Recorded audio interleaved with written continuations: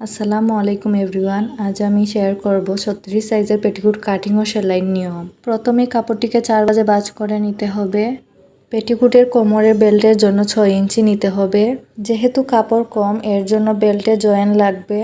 এই পাশ থেকে আপনারা বেল্টের জন্য কেটে নেবেন। তো আমার এখানে কাপড় বেশি থাকায় আমি 2 পাট কাপড় কেটে নিয়েছি বেল্টের জন্য। পেটিকুটের কোমরের বেল্টের জন্য 6 ইঞ্চি নিব। এই 6 ইঞ্চিতে দাগ দিয়ে দাগ বরাবর কেটে নিব।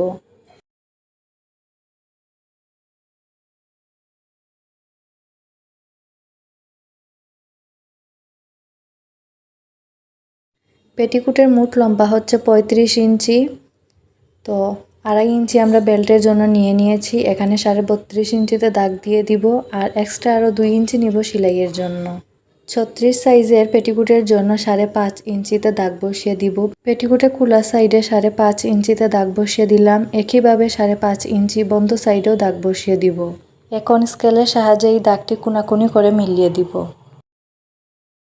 তো দেখুন, এটা হচ্ছে পেটিকুটের নিচের সাইড আর এটা উপরের সাইড, আর এটা হবে নিচের দিকে আর এটা হবে উপরের দিকে। দাগ অনুযায়ী কেটে নিয়ে আমরা কাপড়টিকে এইভাবে উল্টে নিব।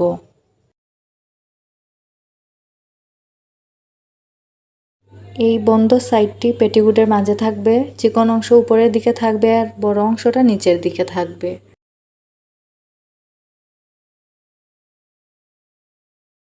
এভাবে দুপাশে কাপড়টি রেখে সেলাই করে নিতে হবে। প্রথমে কাপড়টিকে সোজা করে রেখে নিচে যে বাঁকা অংশটা বের হয়েছে সেটা বরাবর করে কেটে নিতে হবে।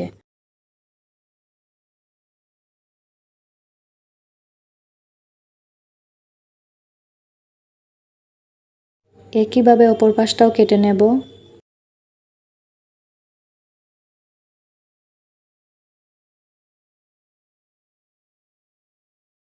ঠিক একইভাবে কাপড়টি সোজা করে রেখে কোমরের ওপরের অংশটিও সোজা করে দাগ দিয়ে কেটে নিতে হবে। এখানে আমি পেটিকুটের মাঝের অংশটি রেখেছি, এখন সাইডের যে চিকন অংশটি আছে সেটা রেখে সেলাই করে নিব।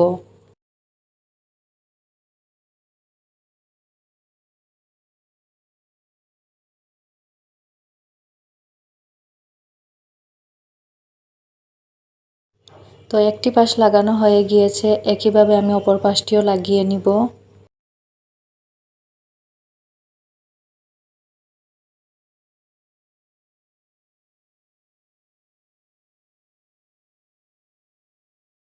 পেটিকুটের একটি পাশ সেলাই করা হয়ে গিয়েছে, একই নিয়মে পেটিকুটের অপর পাশটিও সেলাই করে নিব।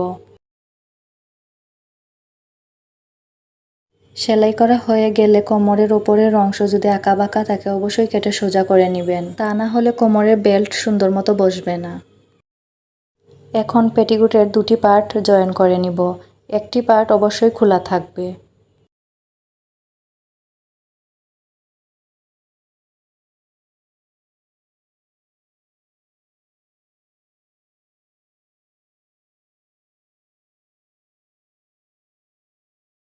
সাইডে যে কাটা থাকবে 2.5 ইঞ্চি বেল্টের জন্য রেখে 7.5 ইঞ্চিতে দাগ বসিয়ে দিব। এখন ডাবল বাস দিয়ে এই দাগ পর্যন্ত সেলাই করে নিব। একইভাবে অপর পাশেও 7.5 ইঞ্চিতে দাগ দিয়ে সেলাই করে নিব।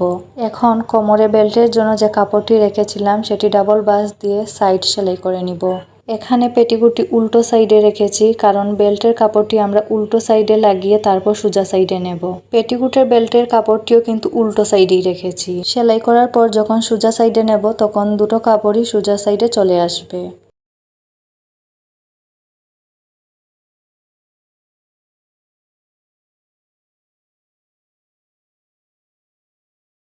এই তো কোমরের বেল্টের কাপড়টি লাগানো হয়ে গিয়েছে, এখন এক্সট্রা কাপড়টি 1 ইঞ্চি রেখে কেটে ফেলবো। পেটিকুটের বেল্টের কাপড়টি সোজা সাইডে এনে বেল্টের কাপড়টি ডাবল বাস দিয়ে সেলাই করে নিব।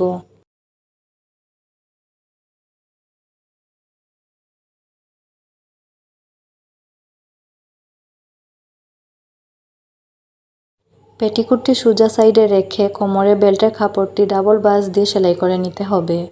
আমি যেভাবে করছি ঠিক একইভাবে আপনারা করবেন।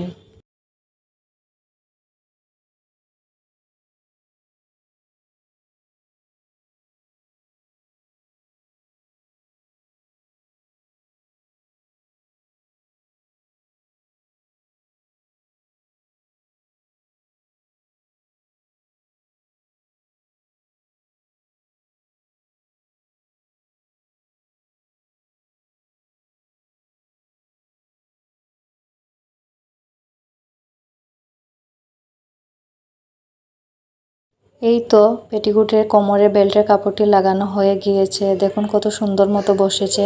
এখন এর উপরে একটি চাপ সেলাই বসিয়ে দিব।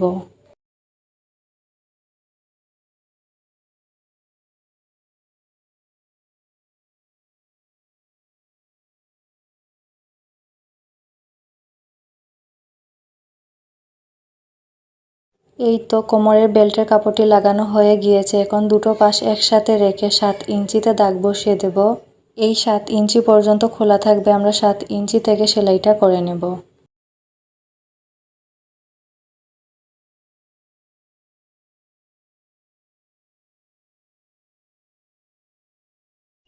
পেটিকুটের সাইড সেলাই করা হয়ে গিয়েছে। এখন পেটিকুটের নিচ ডাবল ভাঁজ দিয়ে সেলাই করে নিব। ভিডিওটি ভালো লাগলে অবশ্যই লাইক কমেন্ট করবেন। আরও নতুন নতুন ভিডিও পেতে অবশ্যই চ্যানেলটি সাবস্ক্রাইব করে পাশে থাকবেন।